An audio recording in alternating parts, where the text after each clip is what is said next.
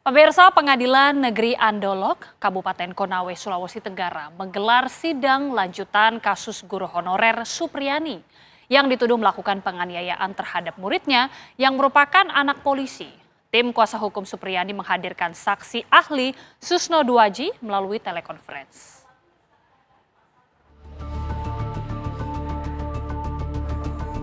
Sidang kasus Ibu Guru Supriyani di Pengadilan Negeri Andolo, Kabupaten Konawe Selatan, Sulawesi Tenggara hingga kini masih terus bergulir. Agenda sidang hari ini adalah menghadirkan saksi ahli dari pihak terdakwa. Tim kuasa hukum terdakwa menghadirkan saksi ahli Susno Duaji melalui telekonferensi guna menjelaskan syarat barang bukti dan keterangan saksi dalam sebuah kasus untuk naik perkara dari penyelidikan ke penyidikan. Tapi kalau tidak tertangkap tangan, ya tentunya prosesnya diawali dengan laporan polisi dilanjutkan dengan penyelidikan. Setelah cukup bukti bahwa itu bisa ditingkatkan menjadi penyidikan, baru penyidikan.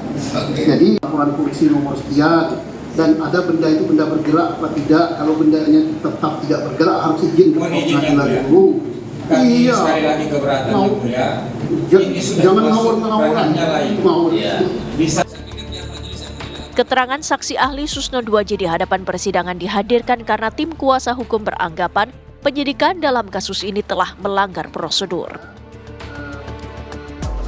Ya, ahli ini kami hadirkan untuk memberikan penjelasan ya, khususnya terkait dengan penyidikan ini yang menurut kami banyak yang melanggar ya prosedur ya.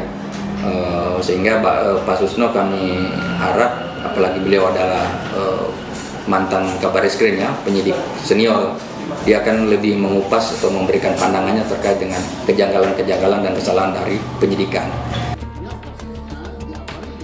Tak hanya Susno, tim kuasa hukum juga akan menghadirkan ahli psikologi forensik Reza Indragiri untuk membahas dijadikannya keterangan anak sebagai dasar kasus penganiayaan ini. Dari Konawe Selatan, Sulawesi Tenggara, Erdika Mukdir, TV One mengabarkan. Kasus penahanan guru honorer Supriyani di Konawe Selatan, Sulawesi Tenggara berawal dari tuduhan menganiaya siswanya. Ternyata orang tua siswa yang berang tersebut adalah oknum polisi yang menjadikan kasus ini berbuntut panjang.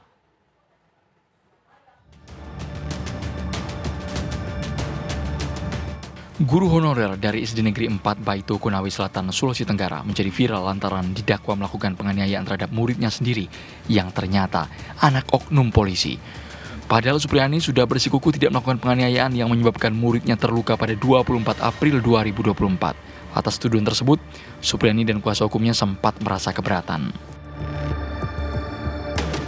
Ibu tidak mengaku dengan perbuatan itu, Bu? Tidak, Pak. Tidak. Bu, sudah berapa tahun, Bu, Ibu di situ? Di mengajar di situ? Masa honor sudah 15 tahun.